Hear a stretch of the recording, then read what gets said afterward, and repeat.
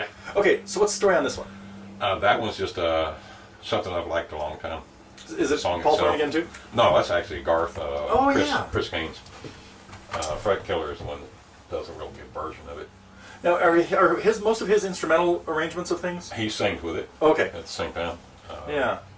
I've got it clean too. If you want it clean out there. Let's see what we got here. It's called "It Don't Matter to What." It don't matter to the sun. Oh, I got to stand up for a second, though. Sure.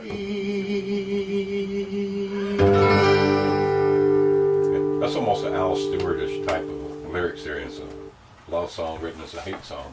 Yeah, interesting. Yeah. It's like, go ahead and get out the door, but by the way, I still love you. Yeah. And the only complaint I have about Al is I'm Texan, so those big word deals, we don't do real good with those. We've had some people prove that. Yeah. Yeah. He was enjoyable. I'm hoping he's come back. Y'all got him for next year? I hope so. I haven't talked to him. He's in Europe right now for about a month, and I figured I'd let him chill there for a while. He was, he'd never done anything like that before, and it really turned out to be just more like his normal concert, except that he geared it a little bit more with information for guitar players and songwriters. I mean, it was brilliant. It's like he didn't have to. When I first talked to him about... He looked nervous when he first got there. Well, I think he's not used to playing that time of the day in the first place. Lunchtime is not his time to be playing and singing. And he's kind of a night owl. But he also... he just wasn't sure what he was going to talk about or something like that. And I think in about 5 minutes he was at ease and just went on. When he started when he started talking about the Nixon song, his country song, Nixon. And I don't think any British people get country westerns. So. Yeah.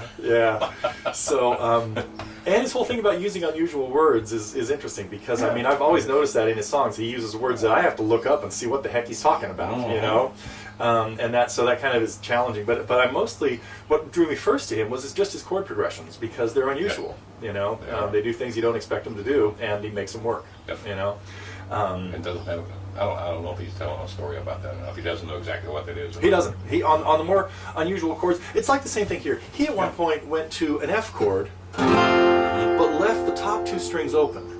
Okay. So we heard this. Yeah. See, that's something that a lot of people would have to rack their brain and figure out what it is. And that's actually the same chord that I told Al was an add sharp 11 chord. That's what is sort of happening here. It's a major 7th with a sharp 11th in it. I think I saw that in one of your lessons. Could be. Yeah. What song do you remember? I don't know. Okay, me either. Because there's a few too all many. of those and I kind of pick and choose. Yeah. Oh wait, it's gonna come to me. Probably not right now. Something similar to that happens in "If You Could Read My Mind." Yeah. Okay.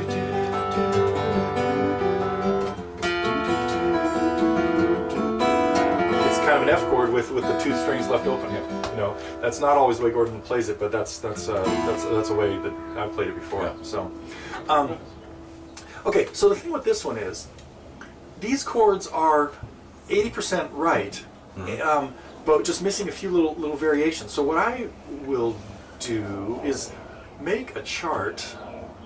The first thing is he's playing all of his G's. You've probably played G like this before with 4 fingers, where you've got both of these notes on the top. Yeah, it's pretty Nashville. Yeah. Now, and moving that to C. Yeah. Okay. Now, what he's doing that even modifies this a little bit more is he's not playing this note at all. Okay. And it's dead. He's killing it. So with this finger, okay. What that does is it eliminates all the thirds in this chord. So this chord has no thirds. It's not G major anymore. And it's not G suspended anything because we haven't replaced the third. There are only 2 notes in this chord. So it's a 5 chord. It's just a root and a 5th. Okay. The equivalent of a power chord. Yeah. And so when you play it like that, you can hear this kind of hollowness. Careful, wrong strings on top. Yeah. You can hear this kind of hollowness in it that doesn't have the sweetness of it. If I take this off, you hear the extra color in that chord now? Yeah. Because that's the B. There's one of the missing thirds. Okay? So B is the third of a G chord. Yeah. And if you play it this way, you've got a B in the bass. Yep. So see, he's specifically not getting any B's in there. Now the way he's fingering it, so if you look at his hand, I don't want you to try this, but because this is how James Taylor plays it as well. He plays it with just 2 fingers, using his 4th finger to bar, and then his 3rd finger on the bass.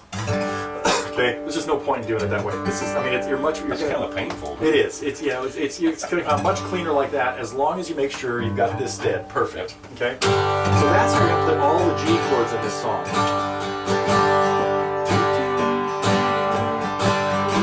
And then the B minor, which would be where? Yeah. Now he starts. What is that exactly?